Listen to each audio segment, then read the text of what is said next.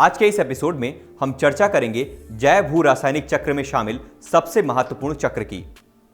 आइए जानते हैं नाइट्रोजन चक्र के बारे में। वायुमंडल में नाइट्रोजन N2 के रूप में उपस्थित रहती है। रसायन विज्ञान की भाषा में समझे तो नाइट्रोजन ट्राइकोवैलेंट बॉन्ड यानी कि त्रिसहसंयोजक बंध के रूप में उपस्थित है, जो कि एक मजबूत बंध होता है। और यही वजह है कि वायु में प्रचुर मात्रा में उपलब्ध होने के बावजूद भी धरती पर उगने वाले पेड़ पौधे इसे सीधे अवशोषित नहीं कर सकते हैं। रोचक तथ्य तो यह है कि ऐसे मजबूत बंध को केवल आकाशीय बिजली या फिर पराबैंगनी विकिरण द्वारा ही सीधे तौर पर तोड़ा जा सकता है। तो अब सवाल यह उठता है कि आखिर कैसे पेड़ पौधे पोषक तत्वों में शामिल नाइट्रोजन को प्राप्त करते हैं और आखिर किस प्रकार से यह संपन्न होता है। दरअसल नाइट्रोजन चक्र के तहत ही कुछ विशिष्ट बैक्टीरिया जैसे सूक्ष्मजीवों द्वारा कई चरणों में नाइट्रोजन को तोड़ा जाता है। आइए इन्हीं चरणों को अब समझते हैं विस्तार के साथ, जिसमें पहला चरण है नाइट्रोजन फिक्सेशन का।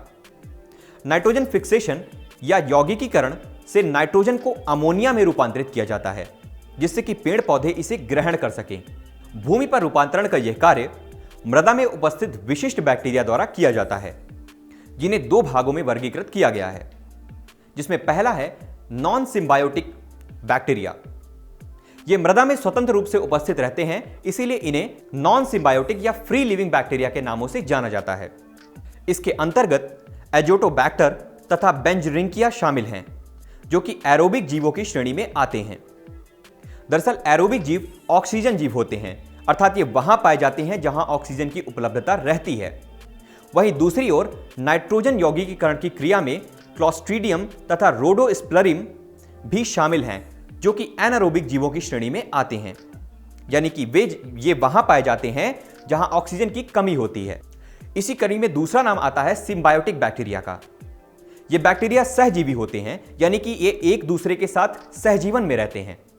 इसके अंतर्गत राइजोबियम बैक्टीरिया का नाम शामिल है, जो कि दलहन फसलों के जड़ों में उपस्थित रहता है तथा नाइट्रोजन यौगिकीकरण में सहायक होता है। अगर भूमि पर ये बैक्टीरिया नाइट्रोजन यौगिकीकरण करते हैं तो महासागरों में भी कोई ना कोई सूक्ष्मजीव तो होगा ही जो इस कार्य को संपन्न कर सके। दरअसल महासागरों में यह कार्य साइनोबैक्टीरिया द्वारा किया जाता है, जिसके तहत स्पाइरुलिना जैसे ब्लू ग्रीन एल्गी या कवक तथा एनाबेना और नोस्टोक जैसे साइनोबैक्टीरिया शामिल हैं। नाइट्रोजन चक्र में नाइट्रोजन का यौगिकीकरण होने के बाद दूसरा चरण आता है नाइट्रिफिकेशन का। इस चरण में अमोनिया को नाइट्रेट के रूप में रूपांतरित किया जाता है।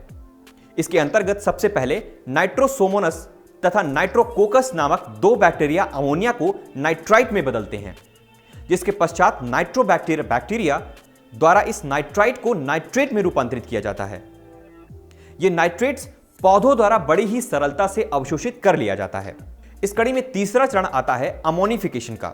नाइट्रोजन चक्र की इस प्रक्रिया में कुछ बैक्टीरिया व कवक मृत अवशेषों व अपशिष्ट पदार्थों का विघटन कर यूरिया व यूरिक अम्ल को अमोनियम आयन में रूपांतरित करते हैं। इस कड़ी में चौथा चरण आता है डीनाइट्रिफिकेशन का। इस प्रक्रिया में नाइट्रेट्स को वापस नाइट्रोजन में रूपांतरित किया जाता है, जिससे वह पुनः वायुमंडल में प्रवेश कर जाती है और इस प्रकार नाइट्रोजन चक्र संपन्न हो जाता है। इस प्रक्रिया में सूडोमोनास तथा थियोबैसिलस बैक्टीरिया की अहम भूमिका होती है। हमारे आज के एपिसोड में बस इतना ही। मिलते हैं आपसे एक नए टॉपिक पर एक नए एपिसोड के साथ।